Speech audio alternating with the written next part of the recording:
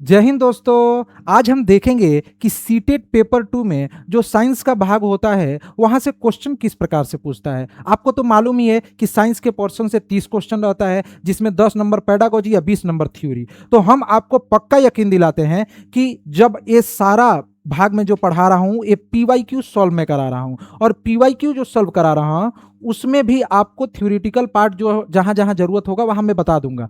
आप केवल पीवाईक्यू वो भी टॉपिक वाइज कर लीजिए। उसके बाद जब आप सीटेट का परीक्षा दीजिएगा ना तो उसमें आप 18 प्लस करके आइएगा, ये हमारी गारंटी है। तो आप वीडियो को बिना स्किप किए पूरा देखिएगा, और हर रोज इसी टाइम पर मैं टॉपिक वाइज आपको साइंस का पूरा भाग बता दूंगा, ठीक ना। तो आज का जो टॉपिक है वो है भोजन के स्रोत। साइंस का पहला भाग है भोजन के स्रोत। इसमें पीवाईक्यू जहां जहां पूछा गया है, यानी कि प्रीवियस ईयर क्वेश्चन जो है इसमें हम देखेंगे और इसका विश्लेषण भी करेंगे। आप उतना कर लीजिएगा तो आपका भोजन के स्रोत से हर क्वेश्चन बन जाएगा, ठीक है। चलिए हम पहला क्वेश्चन की ओर चलते हैं। पहला क्वेश्चन क्या है, कह रहा है, पहले क्वेश्चन को बढ़िया से देख लीजिए। हम वो गलती नहीं करेंगे जिसके कारण हम एक दो नंबर से पीछे रह जाएं। अक्सर बच्चे एक दो नंबर के लिए पीछे हो जाते हैं। मान लीजिए 90 का टफ है तो उनका 78 79 आया है। हमको इस समय नहीं फंसना है, हमको बढ़िया से क्लियर करना है पहले चांस में। तो सीटेट 2026 का अगर आप फॉर्म अप्लाई किए हैं तो बढ़िया से इसको देखिए और एक बार में साइंस को क्लियर कीजिए। देखिए तो क्या कह रहा है कि एक 14 वर्षीय लड़की निरंतर थकान एवं चक्कर आने की शिकायत कर रही है ना। उसको थकान और क्या आ रहा है, चक्कर आ रहा है। क्या आगे पढ़ना है कि रक्त की जांच हुई और उसमें 10.0 ग्राम पर डेसीलीटर हीमोग्लोबिन दर्शाया गया है। निम्नलिखित में से कौन सा भोज्य पदार्थ लेने से उसको क्या मिलेगी, मदद मिलेगी। तो देखिए यहाँ एक बहुत बड़ा बात किया है, किसका, हीमोग्लोबिन का। हीमोग्लोबिन का बात कर दिया। आपको पहले हीमोग्लोबिन मालूम होना चाहिए ना कि कितना हीमोग्लोबिन होता है। तो लड़की में हीमोग्लोबिन कितना होता है, लड़की में जो हीमोग्लोबिन की मात्रा होती है वो होती है 12.0 से लेकर कहां तक बाबू, 15.5 तक, ठीक ना। अगर यही लड़का में पूछ दिया जाएगा, अगर यही लड़का में पूछता तो कितना होता है, इसका होता है 13 दशमलव, यहां से देख लीजिएगा, 13.5 से लेकर 17.5 तक, कहीं कहीं 18 भी देता है।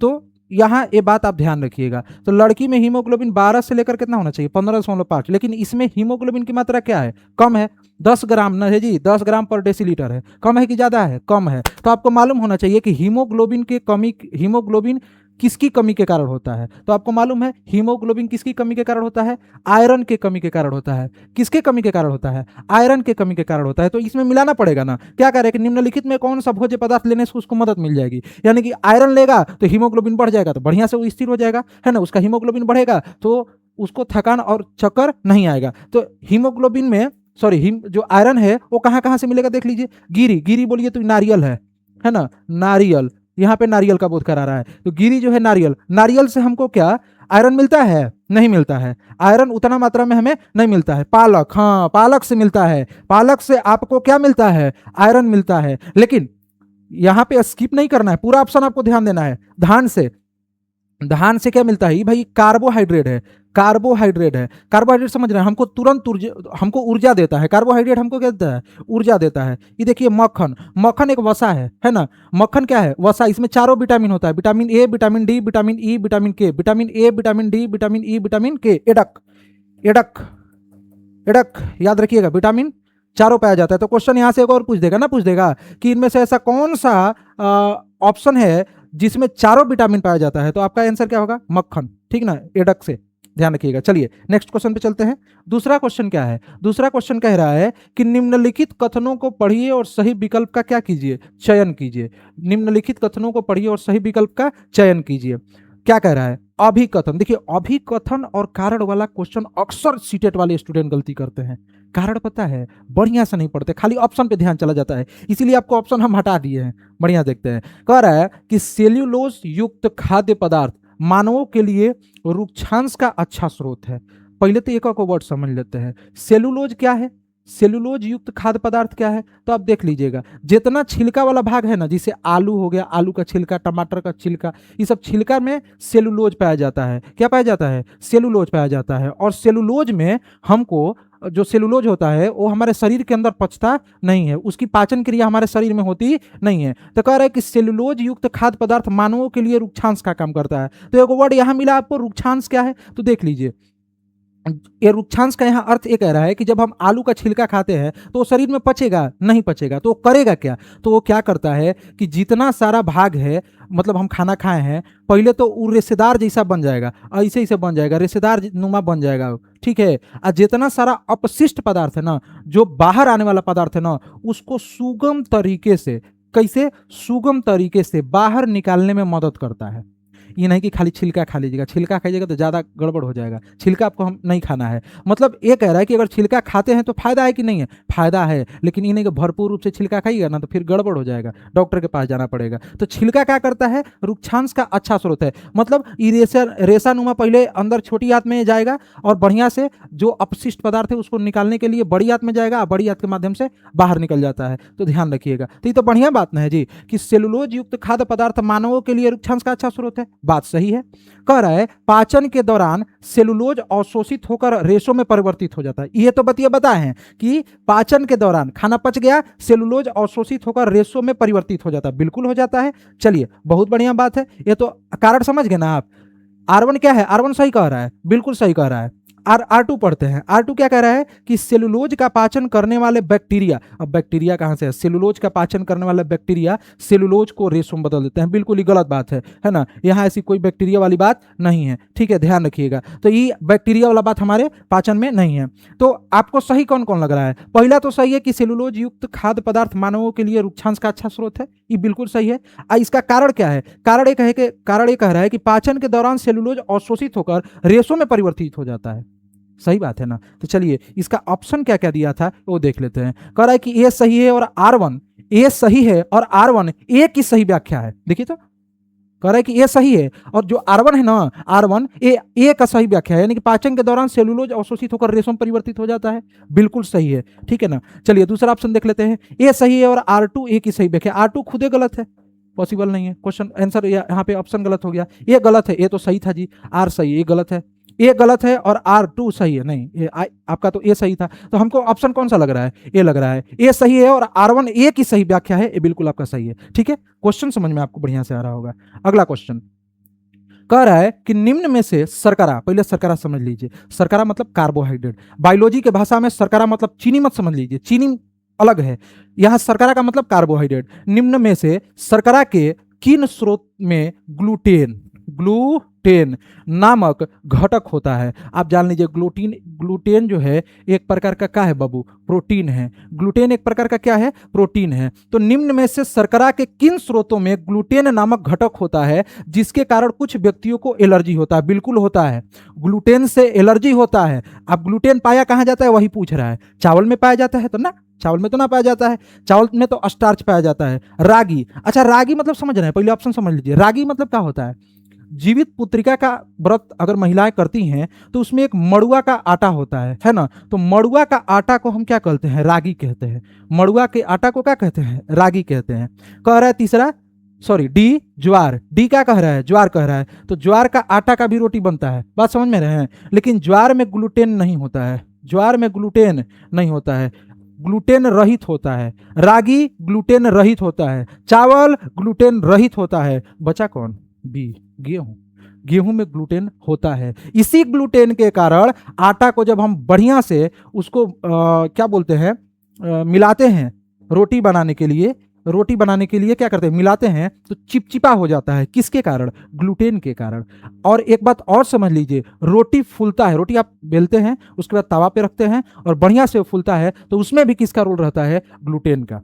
एक बात समझ में आ गया ना, तो ध्यान रखिएगा। लेकिन किसी किसी व्यक्ति को ग्लूटेन से हानि होता है, उसको एलर्जी होता है, तो यही पूछ रहा है कि निम्न में से शर्करा के किन स्रोतों में ग्लूटेन नामक घटक होता है। तो ग्लूटेन क्या है, प्रोटीन है, जिसके कारण कुछ व्यक्तियों को एलर्जी होता है, तो बिल्कुल होता है। तो ग्लूटेन किस में पाया जाएगा, गेहूं में। ज्वार रागी चावल, ज्वार रागी चावल, रागी बोले तो मड़ुआ, है ना, तो ये तीनों में ग्लूटेन नहीं होता है। आंसर क्या होगा, बी।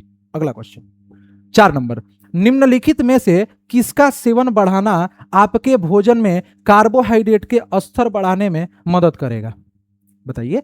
निम्न में से किसका सेवन, हम कौन सा पदार्थ खाए, क्या खाए, किसके सेवन करने से भोजन में कार्बोहाइड्रेट का स्तर बढ़ाने में मदद करेगा। ऑप्शन देख लीजिए, मक्का खाएंगे तो बढ़ेगा, कि सोयाबीन खाएंगे कि बढ़ेगा, तो मटर खाएंगे तो बढ़ेगा, कि बादाम खाएंगे तो बढ़ेगा। कार्बोहाइड्रेट का स्तर बढ़ाने के लिए जानते हैं क्या करते हैं, थोड़ा सा ज्यादा मतलब एनर्जी मिले, है ना। अगर यहाँ पे चावल होता तो चावल मार देते ना, चावल एकदम ऑप्शन सही था, गलत नहीं था, लेकिन यहाँ पे समझते चावल ना है, कार्बोहाइड्रेट के लिए चावल एकदम पर्याप्त, चावल खा के हम लोग सो जाते हैं, क्योंकि चावल में कार्बोहाइड्रेट की मात्रा क्या होती है, ज्यादा होती है। आइए देखते हैं। अच्छा, ऑप्शन ए मक्का, मक्का मतलब समझ रहे हैं भुट्टा, मक्का वही भुट्टा वाला मक्का है। कह रहा है कि भुट्टा में कार्बोहाइड्रेट का स्तर क्या होता है, बढ़ाना है, तो कार्बोहाइड्रेट का स्तर अगर बढ़ाना है तो क्या खा लीजिए, मक्का खा लीजिए, ठीक है, खा लेंगे। सोयाबीन, अरे भैया सोयाबीन ना होगा, सोयाबीन किसके लिए प्रसिद्ध है, प्रोटीन के लिए। सोयाबीन किसके लिए प्रसिद्ध है, प्रोटीन के लिए, दबा के प्रोटीन रहता है इसमें। सोयाबीन का बीज खाइए, एकदम प्रोटीन युक्त रहता है, उसमें कोई ऐसा भाग नहीं है जिसमें प्रोटीन नहीं रहता है, एकदम बढ़िया से खाइए। तो सोयाबीन किसके लिए प्रसिद्ध हो गया, प्रोटीन के लिए। मटर, मटर भैया किसके लिए प्रसिद्ध है, ये जानते हैं पाचन में बड़ा बढ़िया काम करता है ना। अब मटर में भी विटामिन होता है और प्रोटीन होता है, इसको भी खाना चाहिए, हरा मटर। बादाम, अरे बादाम तो देख ही रहे ना, बादाम में विटामिन होता है, क्या होता है, विटामिन होता है, इसको जरूर खाना चाहिए, है ना। विटामिन में, सॉरी, बादाम में क्या होता है, विटामिन होता है, इसको आपको खाना चाहिए। तो बचा कौन भैया, हमारा मक्का बचा। मक्का में क्या होता है, कार्बोहाइड्रेट होता है, मक्का में कार्बोहाइड्रेट होता है। तो अगर कार्बोहाइड्रेट का स्तर बढ़ाना है तो इन चारों में से क्या बढ़िया से खा लीजिए, मक्का। देखे होंगे भूटा उटा कभी एकदम दबा के खा लेते हैं, तो भूटा खा लीजिए तो पेट में एकदम गबज बना देता है, लगता है अब खाना ना खाएंगे। तो स्थिति क्या होता है कि मक्का में कार्बोहाइड्रेट ज्यादा होता है, इसीलिए। चलिए अगला क्वेश्चन, अगला क्वेश्चन कह रहा है 5 नंबर, 6 क्वेश्चन इसमें, सेकंड लास्ट क्वेश्चन है।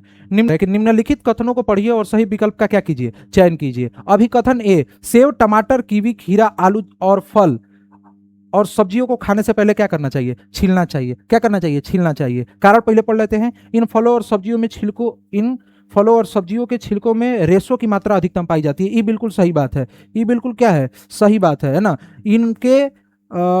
इनके छिलकों में रेशों की मात्रा क्या होती है, अधिक होती है। लेकिन अभिकथन एक बार फिर से पढ़ लेते हैं। सेव, टमाटर, कीवी, खीरा, आलू जैसे फल और सब्जियों को खाने से पहले क्या करना चाहिए, छीलना चाहिए। सही बात है, लेकिन दिक्कत कहाँ है, टमाटर में, आलू में। हम टमाटर और आलू को बिना छीले भी खा लेते हैं तो दिक्कत होता है ना, वो पचाने में भी मदद करता है। तो ये हमको पूरा पूरा सही नहीं लग रहा है, इसीलिए इसका अभिकथन सही नहीं है, अभिकथन सही नहीं है। सेव, टमाटर, कीवी, खीरा, आलू जैसे फल और सब्जियों को खाने से पहले छीलना होता है, छील भी सकते हैं, नहीं भी छील सकते हैं, इसलिए पूर्णतः अभिकथन सही नहीं है। लेकिन कारण सही है, इन फलों और सब्जियों के छिलकों में रेशों की मात्रा अधिकतम पाई जाती है, ये 100% सही है। देखिए तो इसका ऑप्शन क्या दिया है, ए और आर दोनों सही है, तथा आर अधिकथन ए की सही व्याख्या करता है। देखिए हम कहें ना कि ए गलत हो सकता है, कहाँ है, कहा है कि टमाटर और आलू को हम बिना छीले भी खा सकते हैं।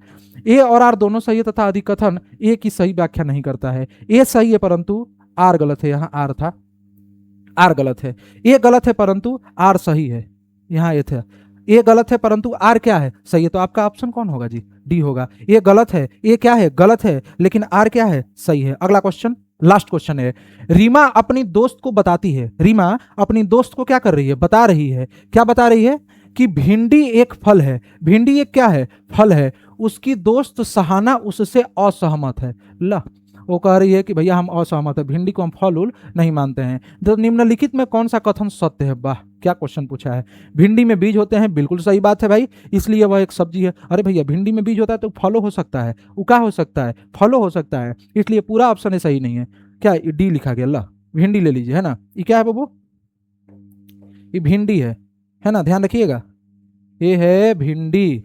भिंडी एक सब्जी है, भिंडी एक सब्जी है, अतः वह फल नहीं हो सकता। ये कोनो जरूरी बात नहीं है, सब्जी और फल दोनों हो सकता। पहले पूरा ऑप्शन देख लेते हैं।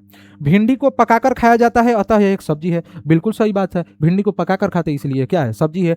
भिंडी में बीज होते हैं इसलिए वह एक फल है, भिंडी में बीज होते हैं इसलिए वह क्या है, एक फल है। देखिए ना, ये ऑप्शन में बड़ा बढ़िया बात कह रहा है। ये दोनों में कंफ्यूज होकर लड़का अक्सर जो होगा वो सी लगाएगा और सी गलत हो जाएगा, क्या कि भिंडी में बीज होता है और इसीलिए वह क्या है, फल है। बायोलॉजी के दृष्टिकोण से आपका ऑप्शन डी सही है। काहे सही है कि भिंडी में बीज होता है और ये फल है। आपका ये सर जी तो पका कर खाते हैं तो ये सब्जी भी ना है, तो ये बिल्कुल सही है, लेकिन बायोलॉजी के दृष्टिकोण से आपका ऑप्शन डी सही है। अब भिंडी कैसे निकलता है पता है आपको, पहले फूल बनता है, पहले क्या बनता है, फूल बनता है ना। अब फूल से ही क्या निकलता है, आपका भिंडी निकलता है। भिंडी में बीज होता है, भिंडी में क्या होता है आपको बाबू, बीज होता है। भिंडी में क्या होता है, बीज होता है। इसलिए आपका यहाँ पर ऑप्शन क्या होना चाहिए, डी सही होना चाहिए। भिंडी में बीज होते हैं, इसलिए वह एक क्या है, फल है। आपका ऑप्शन सी भी कई बच्चे सही किए हैं, लेकिन आप जान लीजिए कि सीटेट इसको नकार दिया है। सीटेट किसको सही किया है, डी को सही किया है। ठीक है, अगर आपको ये वीडियो अच्छा लगा हो तो आप इसे शेयर करें, क्योंकि सीटेट में भैया कंपटीशन नहीं, आपको खाली कट ऑफ पार करना है। तो सबका साथ सबका विकास लेकर चलिए। ठीक है, अगला टॉपिक हम लोग कल 8 बजे इसी टाइम पर मिलते हैं। आज के लिए इतना ही, थैंक यू।